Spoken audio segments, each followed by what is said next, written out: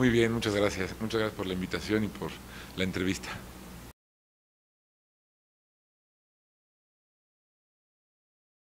Bueno, mira, es una pregunta que debería responder mi mamá, que dice que no le va a volver a pedir a los Reyes Magos nunca nada, después de lo mal que le fue con eso que le trajeron. No, para mí, la verdad es que tuve unos padres que hicieron que fuera muy sencillo, porque como mis hermanos recibían regalos el día de mi cumpleaños, a mí me daban regalos en los suyos también. Entonces, de algún modo tuve 3 cumpleaños. Lo único jodido fue que viví queriendo un pastel de chocolate para mi cumpleaños y lo que tenía era una rosca de Reyes siempre, ¿no? Pero, pero no, más que eso, como nacer en cualquier otro día. Pues más que el entorno familiar, mi niñez, yo tuve muchos problemas de salud de niño, pequeño. Tuve un problema de enzimas y pasé muchos periodos muy largos durante los primeros 6, 7 años hospitalizado.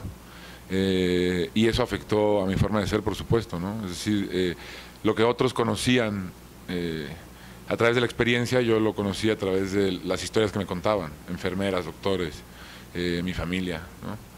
Eso de algún modo me afecta y me afectó siempre, ¿no? Pues no estoy tan claro, fíjate, no es tan fácil porque genera un bloqueo evidentemente a esa época, ¿no? O sea, no tengo recuerdos de infancia, casi ninguno te diría. O sea, y he hecho procesos largos de psicoanálisis y hay un bloqueo muy fuerte por el sufrimiento que pasé en esos años, ¿no? Entonces, yo creo que es más lo que vino después, lo que me hizo generar un imaginario que esos años.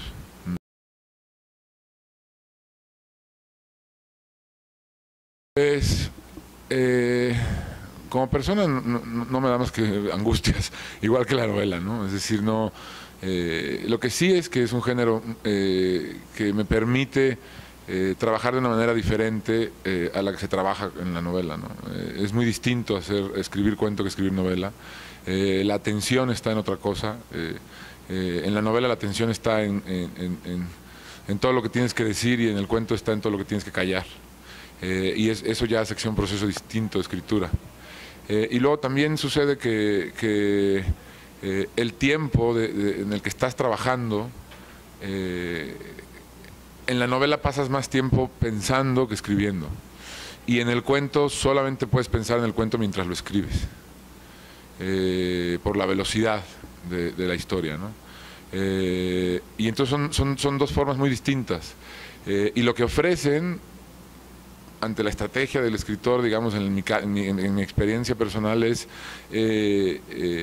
la posibilidad de no ahogarte en un mismo universo, ¿no? Es decir, escribir un libro de cuentos te permite estar en varios universos distintos, y eso es menos agobiante que la novela, ¿no?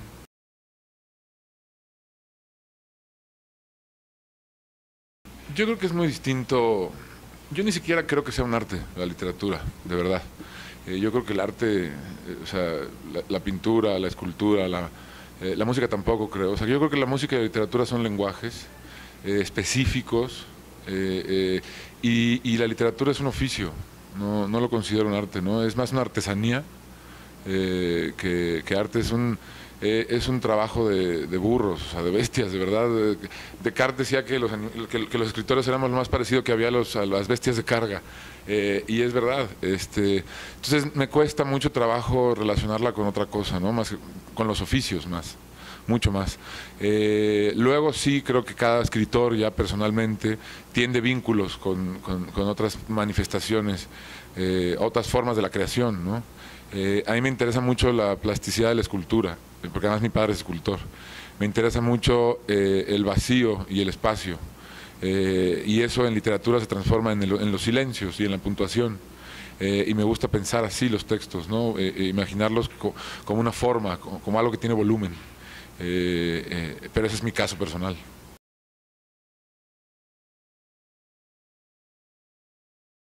Sí, puta madre. No sé, yo no creo que haya cambiado. Yo no creo que haya cambiado. Yo creo que sí es un país donde hay más escritores que lectores, ¿no? Es que el problema no es que la gente no quiera leer, yo estoy seguro. El problema es que para leer hay que tener tiempo de calidad. Y un país donde la enorme mayoría de la gente hace 2 horas y media para ir a desplazarse a su lugar de trabajo, para trabajar 10, 11 o 12 horas y luego hacer 2 horas y media de regreso a su casa, ¿en dónde va a leer y a qué hora? Todos llegamos a las casas hechos polvo. La lectura es una actividad exigente. Y que uno tiene que tener tiempo de calidad para podérselo dar a la lectura, ¿no? No es como la televisión que uno se sienta y contempla, descansando contempla. En la lectura hay que poner de tu parte, hay que tener energía para poner de tu parte. Las campañas de lectura en este país tendrían que empezar por eso, porque la gente tuviera tiempo de calidad, que le pudiera dedicar a la lectura o algo más. Pero es decir, es una lucha larguísima, ¿no? Tiene que cambiar todo para que eso suceda.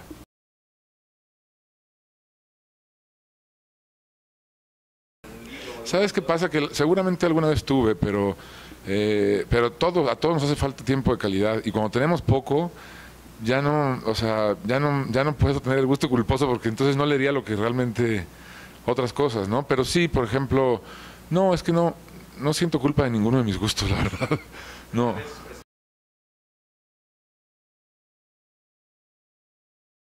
Y mil veces. Presté y me roban mis amigos todo el tiempo. Mi madre se roba mis libros de una manera impune.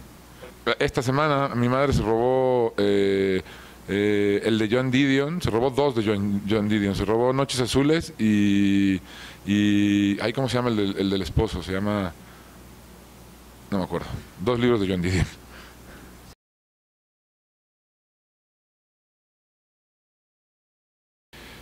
No, pues es evidentemente uno de los sucesos más traumáticos del país, de las familias de los 43. Es un dolor terrible que este país no pueda hacer nada ante eso, que no suceda nada, que no esté volteado de cabeza este país buscándolos, que no hayamos tirado al gobierno, que no se haya ido el gobierno.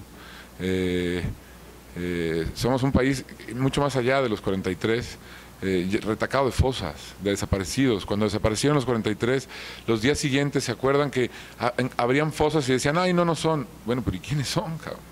¿No? Es decir, somos un país en el que la sociedad de familiares de salvadoreños desaparecidos en México dice que han desaparecido 70,000 salvadoreños en una década. Eso somos, o sea, somos un país lleno de fosas. Algún día nos vamos a tener que explicar a través de esas fosas y vamos a tener que ver esa realidad.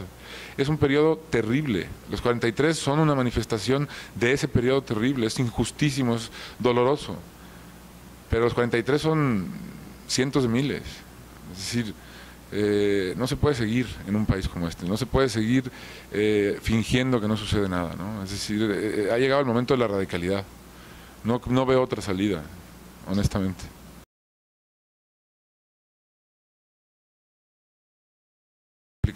Ha habido muchos movimientos después, no estudiantiles, pero muchos movimientos en todo el país, y más importantes incluso. Es decir, el zapatismo es mucho más importante y va a ser más importante para la historia de este país que el movimiento del 68. Yo soy muy crítico con el movimiento del 68 y no hay que ser tampoco muy crítico para solamente llegar a preguntarse dónde está esa gente que hizo el 68, cómo acabó esa gente, dónde acabó ese movimiento. Es decir, buena parte de lo que es este país lo forjó esa generación, de lo que somos hoy. La desconexión absoluta tiene mucho que ver con la gente de ese movimiento y con ese movimiento, que fue un movimiento que al final se acobardó terriblemente, ¿no? Pero bueno, es un tema muy complicado del que habría que hablar muy a fondo, ¿no?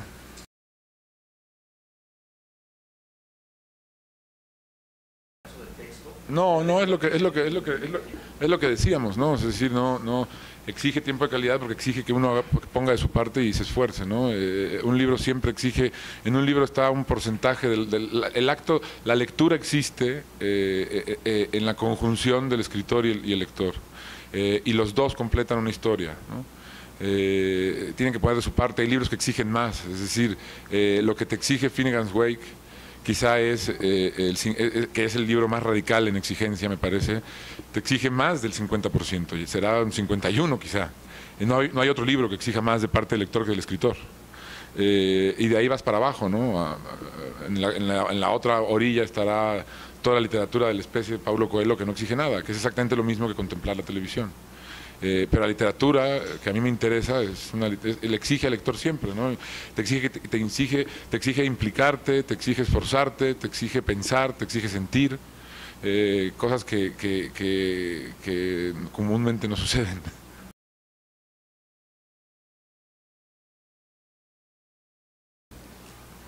Bueno, a mí este festival me gusta, creo que es muy interesante que no sean presentaciones de libros como en las ferias y que sean conversatorios, ¿no? Creo que es mucho más enriquecedor para los lectores, para nosotros los escritores, para el público en general. Creo que es mucho más interesante para todos, ¿no? Y con respecto a la entrevista pública que íbamos a hacer con María de Jesús, no va a llegar. El INE le ha puesto a los candidatos la imposibilidad de hacer actos públicos hasta el 10 de octubre. Entonces no va a poder participar. Viene, sin embargo, otra consejera de Querétaro, y será con ella el evento, ¿no? Y en realidad no es una charla, no vamos a mantener una charla, sino que es una entrevista pública. Yo no creo conocer el tema ni estar tan metido como lo están ellos. Evidentemente no podría mantener una plática. Me interesa hacer que nos hable a todos, que todos la escuchemos, ¿no? Hacer las preguntas pertinentes y más amplias posible que permitan que ella exponga la movilización que están pretendiendo hacer, la organización que está haciendo el CNI, el CGI, y que creo que además es un suceso fundamental para este país. Es una de las pocas puertas que nos quedan, ¿no? Para salir de este país en el que estamos tan enredados, ¿no?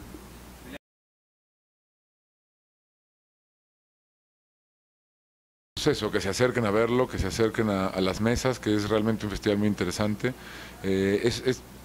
Tiene la única desgracia que tienen todos los festivales, que es que hay tantas actividades que se empalman unas con otras, que quisieras estar en varias, ¿no? Pero es un festival que le ofrece muchos temas, como dices, interdisciplinarios, desde muchos puntos de vista, desde diferentes formas de aproximarse, y que creo que considera los diferentes tipos de lectores que hay.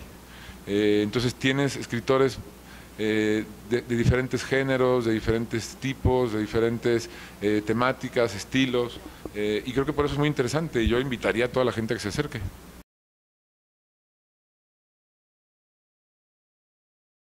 No hay nada así próximo, por suerte, no hay nada pronto. Muchísimas gracias a ti.